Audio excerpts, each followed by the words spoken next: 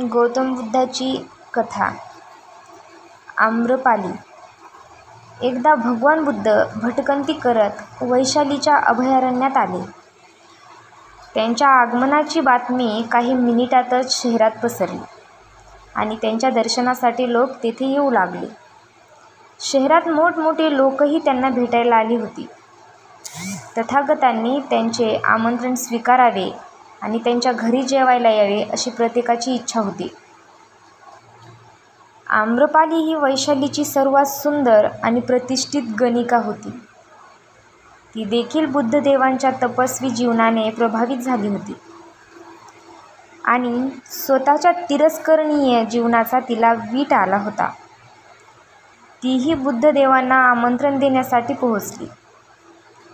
त्यांनी तथागतांना आमंत्रण दिले आणि त्यांनी त्यांचे निमंत्रण स्वीकारले आणि तथागत त्यांच्या घरी गेले. जेव्हा त्यांच्या शिष्यांना हे कळले तेव्हा त्यांना वाईट वाटले आणि त्यांनी त्यांना स्पष्टपणे सांगितले की त्यांनी एका गणिकेच्या घरी जाऊन अत्यंत अनुचित कृत्य केले आहे. शिष्यांचे म्हणणे ऐकून तथागत त्या सर्वांना म्हणाले, शिष्यांनो, तुम्हा लोकांना आश्चर्य वाटते की मी एका गणिकेच्या घरी जेवण कसे केले.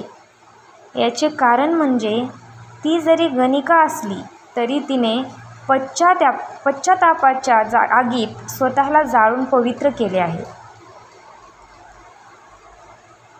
गौतम बुद्ध शिष्यांना काय सांगतात पहा.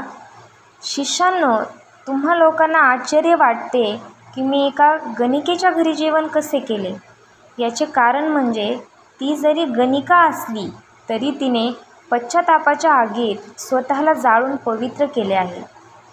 ज्या संपत्तीसाठी माणूस इच्छा करतो आणि अनेक पद्धती वापरतो, त्या संपत्तीला क्षुल्लक समजून आम्रपालीने नाकारले आहे आणि आपले घृणास्पद जीवन सोडून दिले आहे.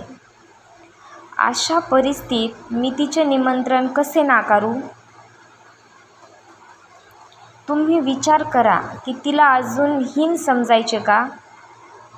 गौतम बुद्धाचे म्हणणे ऐकल्यानंतर सर्व शिष्यांच्या लक्षात आले की बुद्ध बरोबर बोलत आहेत. त्यामुळे त्याला खूप पश्चाताप झाला आणि त्यांनी तथागताकडे क्षमा मागितली. तथागतांनीही आपल्या शिष्यांना क्षमा केली. तथागत खूप महान होते. लगेच माणसाला पश्चाताप झाल्याच्या नंतर जर कोणी बुद्धाला शरण गेले तर गौतम बुद्ध त्याला लगेच क्षमा करायचे. साधू साधू साधू.